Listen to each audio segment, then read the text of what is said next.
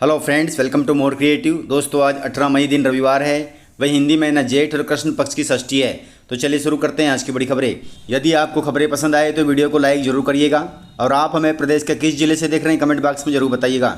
दोस्तों, यदि आप चैनल पर नए हैं तो चैनल को सब्सक्राइब कर बेल आइकन पर क्लिक कर दें ताकि अगला वीडियो आपको शीघ्रता से मिले। आप हमारे फेसबुक और इंस्टाग्राम पेज को फॉलो जरूर करें, इसका लिंक डिस्क्रिप्शन में दिया गया है। दोस्तों, मध्य प्रदेश की एक सरकारी स्कूल की टीचर ने पाकिस्तानी सेना के पक्ष में किया पोस्ट तो उसको सस्पेंड कर दिया गया। हालांकि वह महिला मुस्लिम थी जो शिक्षक थी। पाकिस्तानी सेना के पक्ष में सोशल मीडिया पोस्ट करने पर मध्य प्रदेश में एक सरकारी टीचर को सस्पेंड कर दिया गया है। दरअसल रतलाम जिले की शासकीय उच्चतर माध्यमिक विद्यालय मेहतवाड़ा की टीचर शहनाज परवीन के अकाउंट से एक सोशल मीडिया पर पोस्ट वायरल हो गई थी। इसमें पाकिस्तान का पक्ष दिखाया गया था। इस मामले के सामने आने के बाद जिला शिक्षा विभाग ने त्वरित कार्रवाई करते हुए महिला टीचर को सस्पेंड कर दिया। शिक्षा विभाग का कहना है कि शहनाज परवीन ने अपनी पोस्ट के जरिए भारतीय नागरिक सुरक्षा संहिता का उल्लंघन किया है, जिसे गलत मानते हुए यह फैसला लिया गया है। यह कार्रवाई सोशल मीडिया पर गलत कंटेंट शेयर करने के खिलाफ शिक्षा विभाग की सख्त नीति को दर्शाती है। दोस्तों, इतना सब कुछ होने के बावजूद भी मध्य प्रदेश सहित भारत में पाकिस्तानी प्रेमी बहुत से हैं। दोस्तों, मध्य प्रदेश में इन सरकारी कर्मचारियों की हो गई मौज, क्योंकि सरकार बढ़ाने जा रही है इनकी रिटायरमेंट की उम्र। दोस्तों, कर्मचारियों को मोहन सरकार ने बड़ी सौगात दी है। सौगात के तहत प्रदेश के कर्मचारियों के लिए सरकार ने रिटायरमेंट की उम्र में बढ़ोतरी की घोषणा की है। आपको बता दें कि राज्य में मोहन सरकार ने शिक्षकों और डॉक्टरों की सेवानिवृत्ति आयु में बढ़ोतरी करने का फैसला लिया है। फैसले के तहत शिक्षकों तथा डॉक्टरों की रिटायरमेंट की उम्र 65 वर्ष करने की घोषणा की है। यानी अब आयुष कॉलेज के डॉक्टर और शिक्षक भी टेस्ट वर्ष की उम्र तक नौकरी कर सकेंगे। प्रदेश सरकार के इस फैसले से राज्य में आयुष कॉलेजों में नौकरी कर रहे हजारों कर्मचारियों को लाभ मिलेगा।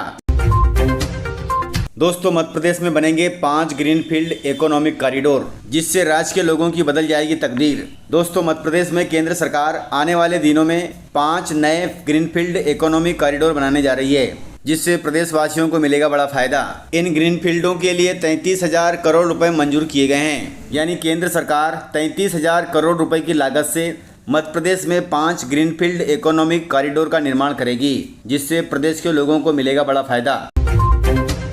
दोस्तों, मध्य प्रदेश के छात्रों के लिए खुशखबरी है। मध्य प्रदेश सरकार ने प्रतियोगी परीक्षाओं की तैयारी कर रहे छात्रों को फाइनेंशियल मदद देने का प्रस्ताव रखा है। यह प्रस्ताव उन छात्रों को मदद देगा जो दिल्ली में रहकर पढ़ाई कर रहे हैं। मदद के तहत सरकार इन छात्रों को 10,000 रुपये मासिक देगी। वर्तमान में छात्रों को 1,500 से 2,000 रुपये तक मासिक सहायता मिलती है, लेकिन महंगाई बढ़ने के कारण यह राशि बढ़ाई जा रही है, जिसके तहत अब इन छात्रों को 10,000 रुपये महीना मिलेगा। यह सहायता 3 साल तक दी जाएगी ताकि छात्र आर्थिक चिंता से मुक्त होकर अपनी परीक्षा की तैयारी पर पूरा ध्यान केंद्रित कर सकें। दोस्तों, आपको बता दें कि यह मदद उन छात्रों को मिलेगी जो दिल्ली में रहकर पढ़ाई कर रहे हैं और मध्य प्रदेश से हैं। दोस्तों, कॉलेज छात्रों के लिए बड़ी खबर है। अब एक विषय में ही मिलेगी छात्रों को सप्लीमेंट्री। दोस्तों, मध्य प्रदेश उच्च शिक्षा विभाग ने यूजी फर्स्ट ईयर सप्लीमेंट्री नियमों में बड़ा बदलाव किया है, जिसके तहत अब बीए, बीकॉम, बीएससी जैसे ट्रेडिशनल कोर्सेज में पढ़ने वाले प्रथम वर्ष के छात्रों को केवल एक विषय में सप्लीमेंट्री का अवसर मिलेगा। अगर छात्र एक से अधिक विषय में सप्लीमेंट्री पाते हैं या किसी विषय में एब्सेंट रहते हैं तो उन्हें सीधे फेल घोषित कर दिया जाएगा। यह सब नई शिक्षा नीति 2021 के मुताबिक हो रहा है। पहले छात्रों को 4 विषयों तक सप्लीमेंट्री मिल सकती थी, लेकिन अब यह सीमा घटाकर केवल 1 कर दी गई है।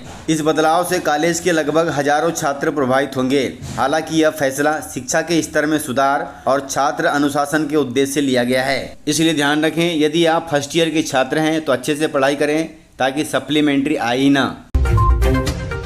दोस्तों, किसानों के लिए जरूरी खबर है। मध्य प्रदेश में गायब हुआ 60,000 मीट्रिक टन गेहूं। दोस्तों, किसानों को उनकी उपज का सही दाम दिलाने वाले समर्थन मूल्य के केंद्रों ने एक बार फिर सरकार को 156 करोड़ रुपए का चूना लगाया है। केंद्र के जरिए खरीदे गए 77 लाख मीट्रिक टन गेहूं में से 60,000 मीट्रिक टन गेहूं गोदामों तक नहीं पहुंचा।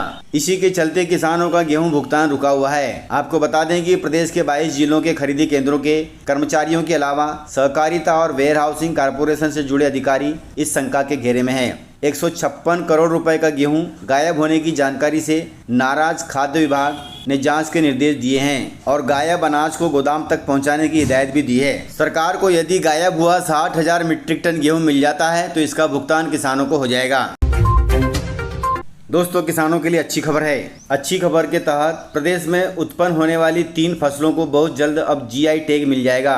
फसलों को जीआई टैग मिलने से किसानों की आमदनी बढ़ेगी। दोस्तों डिंडोरी जिले की नागदमन मकुटकी, सिताई कुटकी और बैगनी अरहर की फसल को जीआई टैग के प्रशिक्षण के लिए भेजा गया है। उम्मीद है कि जल्द ही इन फसलों को जीआई टैग मिल जाएगा। जब किसी फसल को जीआई टैग मिलता है तो उसकी एक खास पहचान बन जाती है। जीआई टैग मिलने के बाद उस फसल की मांग बढ़ जाती है और किसान उसे ज्यादा कीमत में बेच सकते हैं, यानी किसानों की आमदनी बढ़ जाती है। दोस्तों प्रधानमंत्री मोदी के मिशन पर शशि थरूर और ओवैसी जी को भेजा जा रहा है। प्रधानमंत्री द्वारा इन दोनों को चुनने का क्या कारण है, आइए जानते हैं। दोस्तों शशि थरूर कांग्रेस पार्टी के नेता हैं और असदुद्दीन ओवैसी AIIM पार्टी के नेता हैं। ऑपरेशन सिंदूर से पाकिस्तान में छिपे बैठे आतंकी संगठनों की कमर तोड़ने के बाद भारत ने अब पाक के नापाक इरादों को अंतर्राष्ट्रीय स्तर पर बेनकाब करने की रणनीति बना ली है, जिसके लिए शशि थरूर और असदुद्दीन ओवैसी को चुना गया है। मोदी सरकार की इस रणनीति का हिस्सा सिर्फ भारतीय जनता पार्टी के सांसद ही नहीं बल्कि सभी दलों के सांसद हैं। ये सभी सांसद अलग अलग देशों में जाकर पाकिस्तान के आतंकवाद को बेनकाब करेंगे।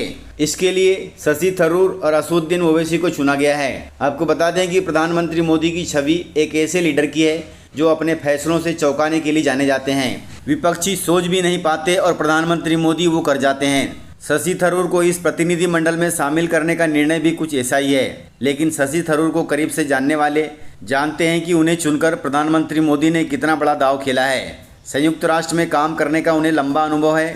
वे कूटनीति के बड़े जानकार हैं। ऐसे में पाकिस्तान को अंतर्राष्ट्रीय स्तर पर बेनकाब करने में वह अहम रोल निभा सकते हैं। वहीं असदुद्दीन ओवैसी ने ऑपरेशन सिंदूर के बाद बड़ी अहम भूमिका निभाई है। उनमें देशभक्ति का जज्बा जागा है। इसी को ध्यान में रखते हुए प्रधानमंत्री मोदी ने इस प्रतिनिधि मंडल में असदुद्दीन ओवैसी को चुना है ताकि वे अंतर्राष्ट्रीय स्तर पर पाकिस्तान के आतंकवाद को बेनकाब कर सकें। दोस्तों लाडली बहना योजना को 2 साल हुए पूरे। अब तक लाडली बहनों को मिले हैं 28,000 करोड़ रुपए से अधिक। मुख्यमंत्री ने बताया कि लाडली बहना योजना के 2 साल पूरे हो गए हैं। गुरुवार को प्रदेश की 1.25 करोड़ से अधिक लाडली बहनों को योजना की 24वीं किस्त जारी की गई है। हर महीने बहनों को 1250 रुपये राशि भेजकर हर माह रक्षाबंधन मनाया जा रहा है। मुख्यमंत्री ने कहा कि हमारे देश में नारियों के सम्मान की परंपरा अनादिकाल से है। हमने जो बहनों से वादा किया था उसे लगातार निभा रहे हैं और आगे भी निभाते रहेंगे, अर्थात लाडली बहनों को यह राशि मिलती रहेगी।